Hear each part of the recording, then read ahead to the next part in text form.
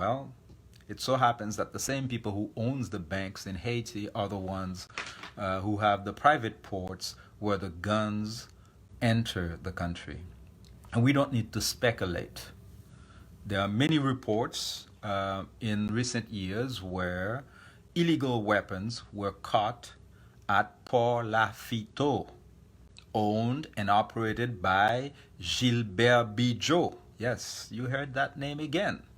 Of course, there are references in the New York Times article about nationalizing a private port. That was one of the plans that Jovenel Moïse supposedly had, but that he didn't go through with. And then Maria Habib, the journalist, tells us that the editor, that's what she said during the interview that she did with Aibo Post, stopped them from naming the owner of the port. She also said that they told her not to name the former chief of police who was fired. Every Haitian knows that it's Michael Gédéon. That's the chief of police who was fired. Okay? And Michael Gédéon is mentioned in that Haitian article that was published in 2019, Arnel Joseph, parle comme, rossignol, where it is specified that when the chief of police put $2 million on the head of Arnel Joseph, Arnel Joseph went to the airways and basically answered the chief of police, basically defying him. And that same evening, Jovenel Moïse, the so-called president, called the gang leader, okay, to congratulate him and say, you know, I applaud your courage because the chief of police is the real bandit. That's written. If you read French, you will see it. And then he also explains in that same text how Michel Martelly called Arnel Joseph, the gang leader, and asked him to please protect his properties, the houses that he had in Péguiville and in Montrouy by the ocean, okay? So that during the uprisings in early 2019, they do not get déchouqués, uprooted.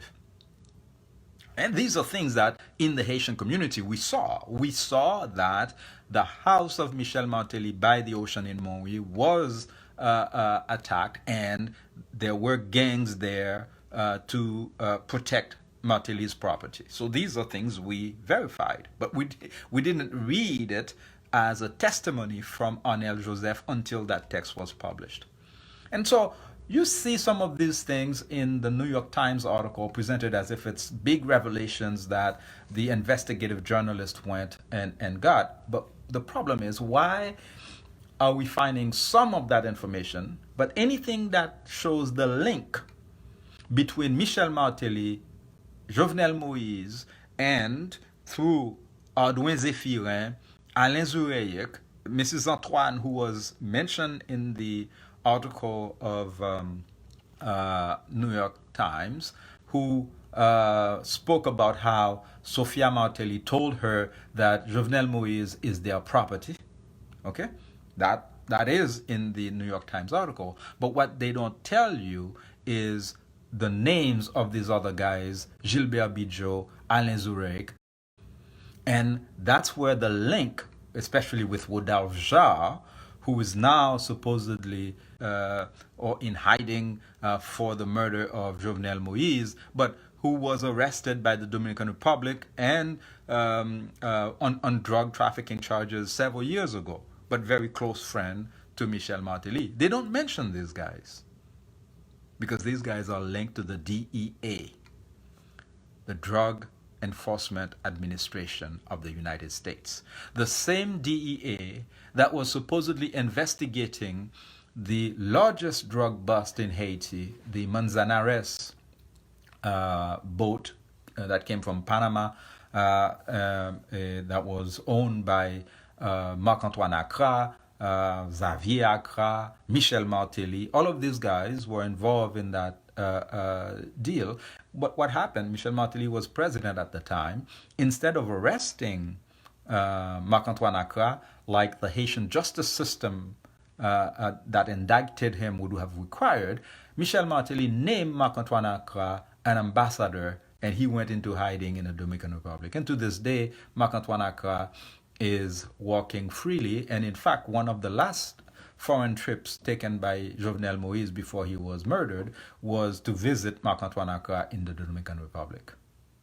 You can go and verify all of that. It's available on social media and some news outlets, but it's all scattered around.